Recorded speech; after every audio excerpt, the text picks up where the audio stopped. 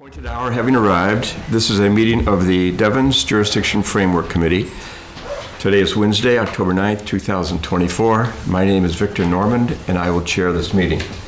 I'll now call the roll. Janice Livingston. Here. Robert Pontbriand. Here. Rich Mayori. Dan Mason. Here. Brian Sawyer. Here. Logan Breeze. Here. Bill Marshall. Bill's not able to make it today. Neil Angus. Neil is not able to make it today. John. Here. Odile Smith. Christian Cullen. We have a quorum. We are in order.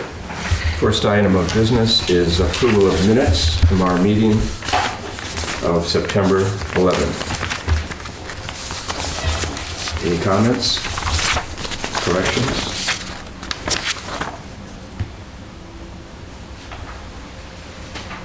Is there a motion to approve the minutes? So moved. Robert, is there a second? Second. All those in favor, say aye. Aye. All those opposed, say nay. Without objection, the minutes are approved unanimously. Next item, stakeholder updates, Town of Air. Mr. Chair, members of the committee, so from AIR, our local committee continues to meet with our various town departments, looking at impacts of disposition specifically to air and so forth. So we're looking to wrap up that process with the departments by the end of the calendar year. The committee's also looking to have Selectman Livingston come to a November meeting to talk with the committee a little bit about the efforts that this group is doing, so to connect both of that.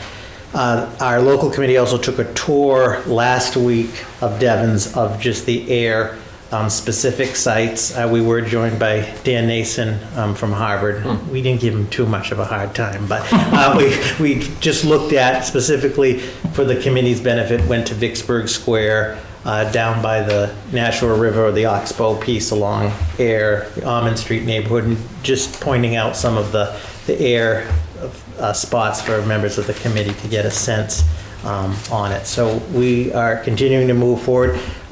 Janice and I will be, I think one of our goals for the next meeting for here is to come up with a third representative from AIR, since Alan has moved on. So I asked Janice, I think that's sort of our update, but if she has anything to add. Janice, you're good with that? Sounds good. Harvard will be taking minutes. Dan, Dan got volunteered to do that. Voluntold. Harvard held its meeting, its September meeting, continued to work on trying to get some budget information out of mass development. It's proven to be a real struggle, but we persist. Also, I think at the last meeting, Rich Mayori indicated that the select board had created additional position on the Harvard Devens Committee specifically for school department representative.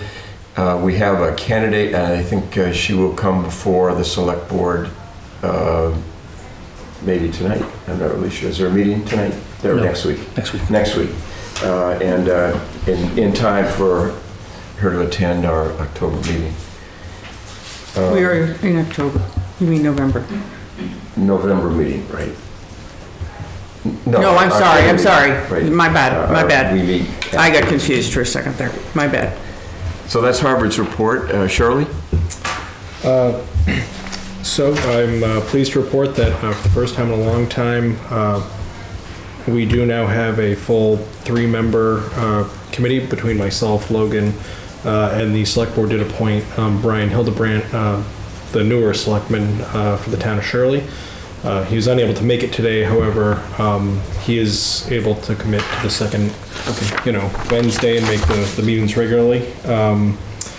Other than that, I believe the town of Shirley is caught up at least on the matrix, which I believe had not been completed previously. And on the next select board meeting, I will be kind of advertising to see if we can populate. A while back when I was a select board member, we did create a Devens Shirley committee but it has yet to be populated. And at the time, there was limited interest, and I'm going to see if we can kind of get some interest going at this point. So hopefully there'll be more of an update at the next meeting. Okay. So Very good. Okay, Devens, John? Thank you, Mr. Chair. So no major updates since our last update, other than to say we're planning on holding a residents meeting, in-person residents meeting with the legislators probably after the elections. They're pretty busy, as you probably know, just to get a sense of where they are in terms of, I think we'll probably know about the economic development bill before that time, but just maintaining our strong relationship with the legislators to include Senator Cronin, Senator Eldridge, and Rep. Sena. In terms of the Devens Committee, as you know, our elected representative is on Devens. They continue to have very robust meetings, well-attended meetings, with a variety of topics to include level of service, to include finances last session as well. But that's all we have for now. Okay. No one from the deck is here, so move right along. Under old business, one-stop application update. You did receive a copy of the grant application with your packet this week, and it's true to form, really a comprehensive document. So I have an update and from Rep. Sena's office that within a week or two, we hope to make a decision. So that's very good. Hopefully it will be good news. And then later on in the agenda, we'll talk further about, there is an agenda item relating to the use of those funds. So we'll talk later on about that. Okay, next, under new business, fire department. You have submissions in your package. Air, would you like to talk about what you've submitted? You want to? Yeah. So I think what you'll see is that for fire services, we're keeping an eye on things, and we're not, you know what, I'm not covering this at all very well. Oh, I don't know why. We do feel that there's a potential for potential growth, but at the same token, due to the hospital and everything, we're probably going to be growing anyway, so it'll all be going hand in hand. Overall, the area, the terrain and whatnot, our fire department is very well familiar with, so we don't expect any dramatic changes should we get back the historical property. But again, as it states, we're going to just kind of need to keep an eye on things, mostly like what industry continues to go in there, because that impacts what type of fire services you would need. Would you need a foam or anything like that? So basically, we feel pretty confident that, if the decision was made tomorrow and it was, it came back to us, that we would be able to handle things. Good. Okay, from Harvard, the Harvard Fire Chief, his submission acknowledges that the full-time fire department at Devens is a necessity. What he proposes is a combination of a volunteer fire force and a full-time fire force, which is unusual but not unique. So he would maintain the integrity of the two fire services as they presently exist. The one change that are likely to be made would be there would be one chief, not two chiefs, and then each segment would have its own deputy. The first deputy that will report to the chief. The chief acknowledges the complexity of providing fire service at Devens because of the varied industries there, and so I think he has a great appreciation for the professionalism and the capacity of the existing fire service, and clearly it's not his intention to make any changes there, and that would be something he would want Devens businesses and residents to know. He suggests there might be some opportunities for cross-training, providing fire services to a substantially residential community with fire service that is substantially commercial, and maybe some opportunities for cross-training of firefighters. And then finally, he just suggests that this would enhance the ambulance service that's provided by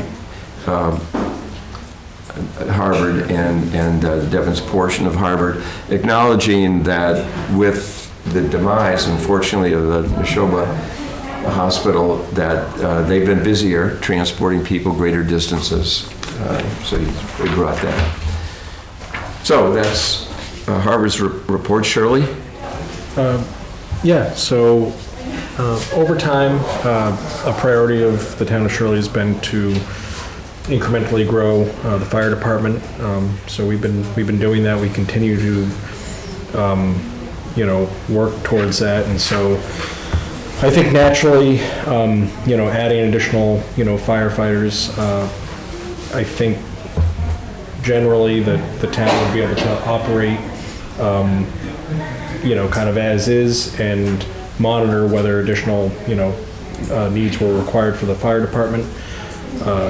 So I think there wouldn't be a need for, a second, fire unit or anything of that nature, at this point. However, the only other thing to consider is we do have an intermunicipal agreement with the town of Air for our communications. So any emergency services, if they continue to grow, that might be something to consider, between the town of Air and the town of Shirley. So. Brad, just out of curiosity, who responds now to a fire call from the elderly project at? It's all Devens. Yeah. Devens responds to that now? Okay. What about, and same thing I suspect for, would you mean your municipal buildings there? No, that would be our fire department. Yeah. Okay. All right. Is there a written agreement to this effect, or is it just something evolved? Or? I don't know. I'm not aware of a written agreement. Yeah, I don't, unless you're aware of them. I'm not aware of one either, no. I just know that they primarily will handle over there, and if anytime we've had an issue with our building, not like a legit fire or anything, but our fire department has always showed up. Yeah. My recollection back in the day, there are some agreements with respect to the police protection, perhaps, who has jurisdiction on the Shirley portion of Devens. I think that agreement there may be some sort of an agreement there. It's unique. I mean, I think there was something that came up with the the post office the other day that we didn't, we had to do a little research, didn't come up with an exact answer. It's kind of a, unique situation over there. Yeah. John, Yeah. Devens is a town. Sure. Thank you, Mr. Chair. We concur with your assessment that the Devens Fire Department has a unique task to provide emergency services not only to the residents but also to the exploding life sciences industry on Devens. Devens is an increasingly complex and demanding community. It is in its best interest that the Devens Fire Department remain intact to keep the response level of emergency services. If Devens does become its own town, it's best if the fire department remain dedicated to Devens. And I'm saying we can't obviously collaborate with any other town, as you mentioned for Harvard, but I think the unique nature of the requirements of the Devens Fire Department are going to get increasingly complicated, requiring a lot more labor, probably a larger fire department, and we are really proud of what the chief has done, proud of what the fire department has done, and the industries themselves have response requirements. There are response requirements that impact their ability to manufacture medicines as well as their insurance rates. So that's some things to be considered, but that's it. Okay, the status quo, no one here from the deck, but, Yeah. oh, I'm sorry. Sure, it's okay. She can help assist. if Mr. there's Chair, would questions. you like me to review the memo that Oh, was sure. prepared? I'm happy to, but Oh, you, no, very good. But why don't you come up to the table and introduce yourself and have at it. apologies and sorry that Bill and Neil were not able to make it today. So I'm Beth Stidmeyer, Associate Planner with the Devens Enterprise Commission. The commission discussed at their meeting last week the memo that has been presented. So I'm happy to read the details if Sure. you'd like. Okay.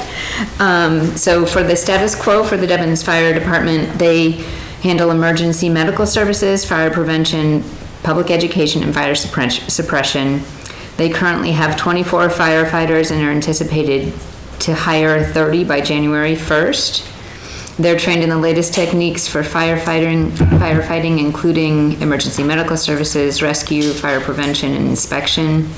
2 members are dedicated to fire prevention and inspection, and we keep them very busy at Devens with everything that's going on, with developments and just annual and routine inspections. There's numerous specialty trainings for unique and complex industries at Devens, like biotech manufacturing, institutional, military, green technology, waste management, intermodal, and more. Specialty teams include confined space rescue, trench rescue, rope rescue, ice rescue, and swift water rescue. The UXO unexploded ordnance training is provided for all contractors, and the fire department conducts that. It's required for anyone who is going to be handling any dirt or earth removal at Devens. It's the host town. Devens is the host town for 7 regional 911 call centers for the Neshoba Regional Dispatch.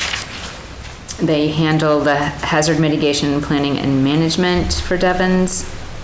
The permitting services involve hot work, burn permits, fire alarm systems, sprinkler systems, flammables and combustibles, hazard material storage, tank installations, solar PV installations, and battery storage. There's a full list available at a website, which we can include in the minutes. The materials are available in the memo for the minute taker. It's in the packet, so you can click on it right now. Awesome, thank you. Annual inspections for schools, businesses, and service facilities are conducted. They maintain an on-solve emergency management alert system, which is like a reverse 911 system to send notices out to public subscribers. And then the chief also acts as the director of public safety and emergency management. Very good. How extensive is the on-solve system right now? It is quite, I think it's quite well utilized. They have, just an online system where you can sign up to receive the notices. And something's happening with mine in particular where I tend to get 3 at a time. So it's very, very effective, I guess. Now, is that a residential application as well? Sure, yes it is. Anybody can sign up. That's great. It's a good service. So as usual, the deck has provided a lot of good information for our matrix. And I think what I'm hearing, often it's being revealed as we progress through this, is the intermunicipal agreement. That's something that Neil has talked about in the past. Going forward, regardless of what happens, that these intermunicipal agreements will emerge, and as they do now for the 911 function. So again, that's really good. Thank you to the deck for your commitment to the project. So next time we'll talk about public works. All right. That's the next one. And then just looking ahead, and this will be one that the Enterprise Commission will be interested in learning about, is unified permitting will come up after that. And I imagine the deck will have a lot to say on that subject. All right, thank you very much. Okay, the next item is best use of grant funds. As was mentioned at the last meeting, in anticipation of being successful, we should begin to have a dialogue. How are we going to use these funds? If you read the grant application, it's very extensive, and it covers pretty much every consulting service we might need to deal with future governance at Devens. And clearly, even if we get the entire $300,000, that's not going to be enough money to do this. The last time Mass Development made a run at permanent government at Devens was, my recollection, they spent well over $1 million on consultant services. And that was in 2008. So things have gotten more expensive, obviously, since 2008, and Devens has gotten more complicated. So any ideas from the committee where we might start, I think, is really what I'm asking here. Let's prioritize how we might start to use these funds. Robert? Sure. So, Mr. Chair, and to build on that, just so everyone understands, the grant application narrative you have, because it was an online grant submission, that's why it looks like this. And if everybody recalls, we turned this around in about 36 hours to the deadline, and that's why everything in the kitchen sink is in that. Also, Victor, I confirmed just what you did as well, that hopefully in the next week, we should hear on it for the 300,000. And I'm cautiously optimistic based on the meeting that Mr. McGovern and I had back with the secretary back in July or August. They really wanted us to apply for this, and also understood 2 points that you just brought up. One is that 300,000 isn't going to do the whole ball of wax, if you will. And secondly, that we will appreciate some fluidity from them, given the unique nature of this. So that being said, Mr. Chair, I think how we should proceed, if you look, there's a timeline, and this is just, it's an approximate timeline. It's under 2.17 on page 4, the project implementation timeline. Actually, on page 5, this timeline was under the assumption that we would contract with a firm in January of 2025. So assuming we get notification in the next week or so, so let's say obviously for October we find out we got the award. Our next task is, even though consultant services are not necessarily subject to a procurement process, we would want to do that to find the appropriate consultant. So I'm thinking we want to be in a position by December or January to figure out what we want to do with this, so we can get a consultant on board to start the process. I am going to, as it says in here, grant is going to be for the framework committee, so I want to make that clear, but I volunteered to be the professional administrative point person, and we'll drag my 2 colleagues in on that as well, so we'll handle that process. So I think one is we should, and we may not have all the answers obviously today, but for the November meeting and the December meeting, definitely have this on the agenda. We should at least figure out what we want the scope to be, taking into account, one, it's only 300,000, and 2, sort of the timeline within reason. And this is by no means going to cover everything. Okay. So I'll ask again, where should we start? Well, I got a question. Janice? So when we first started this committee, correct me if I'm not recollecting correctly, one of the things that had been talked about is that each one of our individual committees in the town would, like in their committee, maybe come up with, have a consultant, create a plan to give to this committee's consultant. So are we still thinking about doing it? Now, I know that would cost each one of the towns money, and I don't know how the Devens residents would handle that, something like that, as far as, where are they getting money for a consultant to do their plan or whatever. But so that, each town is like, okay, this is how it would affect, this is the services, this is, what it was, and then the consultant for this committee was then supposed to take all that information to build the report that would go to the state, right? That would hopefully have some type of a decision in there saying, this is best route or whatever. Yeah. I think the matrix, to some extent, is drawing input from all of the towns in Devens. Robert, is there there's no match associated with this? There is no match. Okay. Okay, so I think that whatever, we end up doing it in reverse, whatever this committee, the consensus of this committee, how we should start, we can go back to the stakeholders and ask for their concurrence on it or their input on it. But again, where do we start? John, do you have any ideas? Yeah, I do. Thank you, Mr. Chairman. So I shared this with the grant request thank you for sending it the other day with some residents. And they had a couple questions. There seems to be a commingling of the RFEI requirements as well as the grant. I'm showing my ignorance, I apologize. So the points that jumped out to some of the residents in Devens was talking about housing, rezoning, and there were things that were included in this grant request that were not in the RFEI. And their question was, if we're fortunate enough to get the money, what is going to be the governing document that drives this consultancy? Is it going to be the RFEI, or is it going to be this document? Because it would appear that if you look at 2.5 subparagraph 1, 2, 3, 4, there's a very big emphasis on progressive new zoning regulations that could encourage and accommodate the development of new multifamily and mixed income residential expansion, et cetera, that is not included in the RFEI.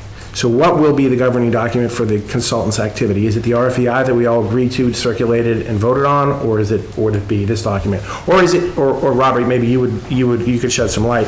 Is this just the way it's submitted and then the money can be spent, or does it have to have the housing component in it?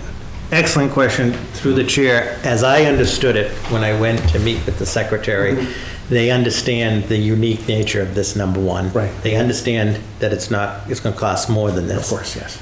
So what we pressed in the expectation, and I know that the members of the delegation have conveyed this as well, not to oversimplify it, but as all goes planned, we're going to get $300,000 for which the framework committee needs to decide Okay. to use for planning purposes for the issues of Devens. Now, I know that sounds, so that our real work is going to be to sharpen that pencil. So the RFEI is not the governing document, nor is even, the application. So we have, it's sort of a unique opportunity / unique challenge. The unique opportunity is if all goes as planned, we're going to have $300,000 to start the planning. The challenge is going to be this framework committee on an accelerated, timeline. Otherwise, we'll be talking it forever. We'll need to figure out the scope. Because they understand that there's a whole myriad, of issues. Right. Okay. So John, I think that the governing document will be the scope of services that Robert mentioned. And we'll have to make sure that the scope is consistent with both this application and the RFEI as well, so that we're not going off in a direction that nobody anticipates. But it will be a scope of services that the contractor will be responsible for, and we will have all participated in formulating that scope. Right, absolutely, and I appreciate that. I understand that a little bit more, but I agree. In the sensitivity to my constituency up on Devens is that the scope remain within the charter of this committee, which is jurisdiction. Right, and there is some sensitivity. Now we're talking about the multifamily housing, et cetera, et cetera. So I completely understand, as long as it's an iterative process, right? And we're like, okay, this is out of the scope of not only the RFEI, which is malleable, right? It's fluid, but it's also out of the scope of this committee. That's the feedback that I'm getting. But as long as we can work together in an iterative process. Yep. Right. I agree with you. Okay. So maybe one of the things to begin to shape this is let's just start with the issue of jurisdiction when we talk about this funding, right? So we know, for example, we have begun to develop a matrix, which I think the whole purpose has been great, and the point of it is to have some information, to at least have a thumbnail sketch of each of these issues as they are seen from each of the stakeholders. So one of the things on jurisdiction in terms of the planning piece, if you broke it down, oversimplifying it, but we've talked about this before, and just in general senses, what are some of the obvious potential options? So one option on the issue of jurisdiction would be the status quo. And I think that has been largely communicated by the DEC on their matrix responses, which is good, as well as others. Another scenario is, as we've talked about before, is if Devens were to become its own municipality. So that's, again, being very general. The third was to revert back to the historic boundaries, or to revert jurisdiction back to the towns as a third. And then the fourth, which is not to be cute, but fourth is the other. There may be other scenarios, you know what I'm saying? So is there something, and I've been starting to think about this, is there something in, as we start this planning process, that we begin to to look at a piece of that, also using our matrix. To John's point, if the intent is to look at jurisdiction first, or issues of jurisdiction. This is going to be a tough challenge. I know we're up to it, but it's a tough challenge to boil it down to a consensus approach for 300,000 for at least a piece of it. Yeah. I would concur the jurisdiction should take precedence, and as the conversations evolve. And I don't know what's going to happen with the economic development bill. They could raise the housing cap next week, or I know they're meeting tomorrow. I don't know if it's going to happen tomorrow, but that could accelerate things significantly in terms of housing on Devens. That may make jurisdiction a more reasonable discussion. I have a suggestion. This is something that has come up from the perspective of Devens residents and residents in Harvard, and I'm sure Aaron Shirley residents would concur. Big issue, of course, is education. You know, how is that going to shake out? But equally important has been finances. What's going to happen, certainly from Harvard's perspective, and it going way back. I mean, if Devens is a financial burden on Harvard, then Harvard is going to have real reluctance to take that on. And from Devens' perspective, Devens residents have said at the public meeting that we held and also at our Harvard Devens meetings is their fear is that if Harvard should take over Devens, then their taxes are going to go up. And so, you know, how do we deal with that? And then if you buy a new fire truck, their taxes are going to go up. Yeah. Well, yeah, and I think if the business representatives were here, they'd be very concerned about that as well. What is the tax implications? So one place where we might start that has relevance to every one of the stakeholders is to answer the simple financial question. Starts off being very simple. What are the municipal costs associated with Devens? Right now, the bifurcating the municipal costs from the redevelopment costs has always been a challenge. Mass development doesn't keep track of that along that fashion. Some expenses that are evident are clearly municipal. Education, police, fire are examples. So those, and based on what we've discussed at this meeting, those are not likely to change in the future, whether Devens becomes a town or Devens reverts back to the towns.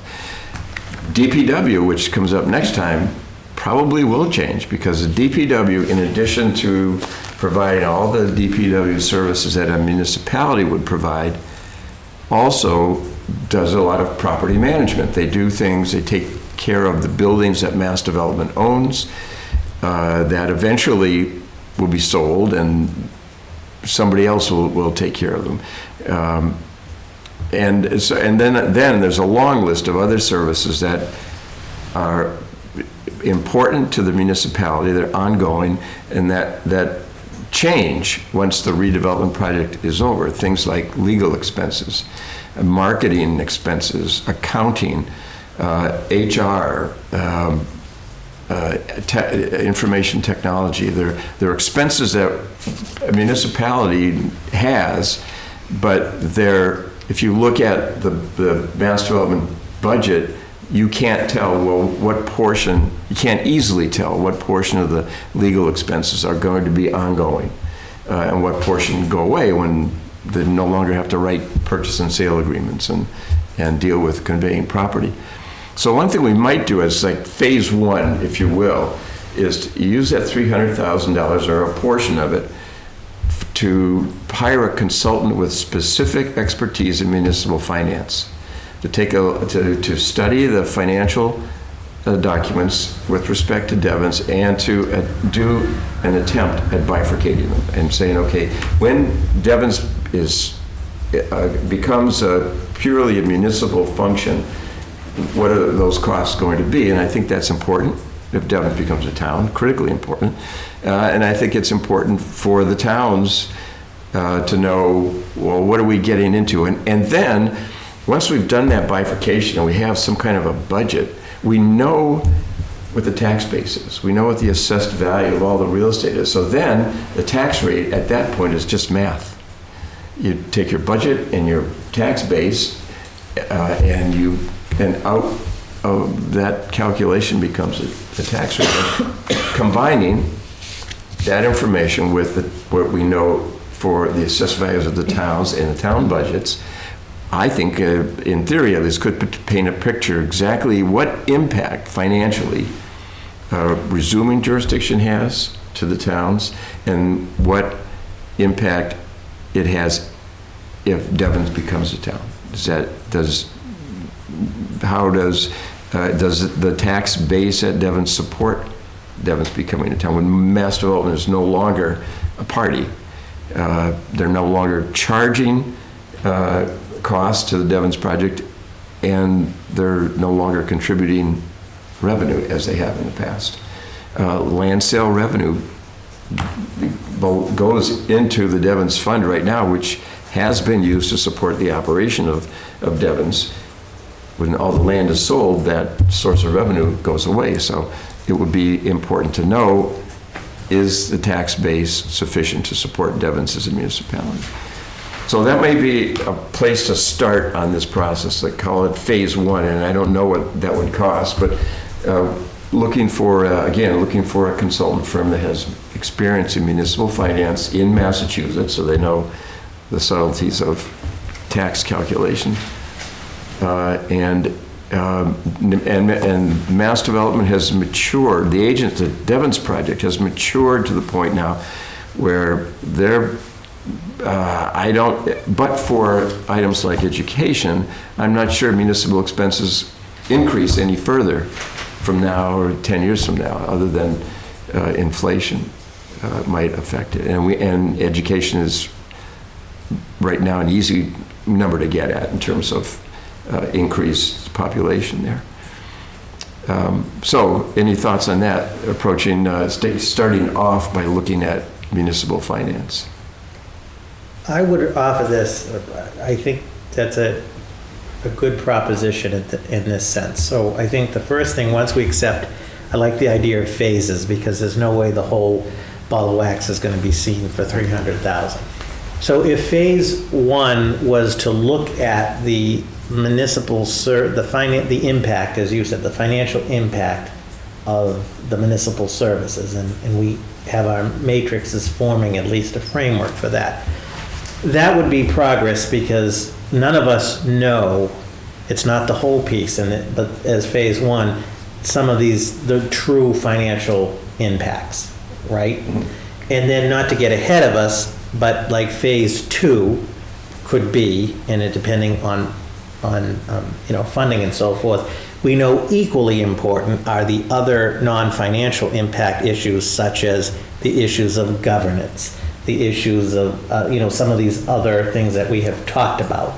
But maybe we need to definitely, take the phased approach and maybe start with the financial impact piece. That would be, I think, helpful for all of us, because we all have our own sort of experience and thoughts on it, but having a third-party professional consultant look like, okay, if Devens were to become its own town, what would the cost impacts or the issues, just as you said, be for those services? If AIR took over its portion, or, so, I mean, I think that's, yeah, I think that's an interesting first step. I personally wouldn't be opposed to that, as long as we keep on the table that there are other equally important lenses to this, which I know you know, that we would have to look at.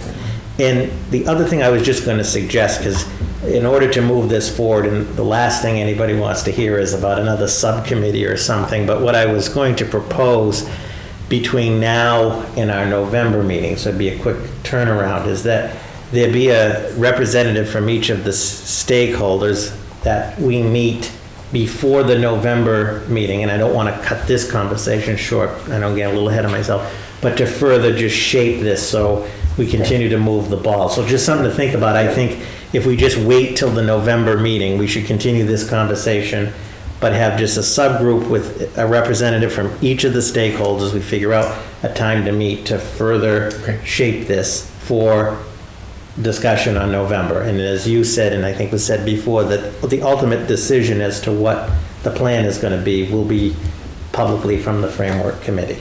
Okay. So just Okay, I will form a working group. Are there any volunteers? I would volunteer from AIR only as, I can volunteer from Shirley. Figured I'd do that before I'm volunteering. Is this a standing committee with a regular meeting, or is it just one time before the next meeting?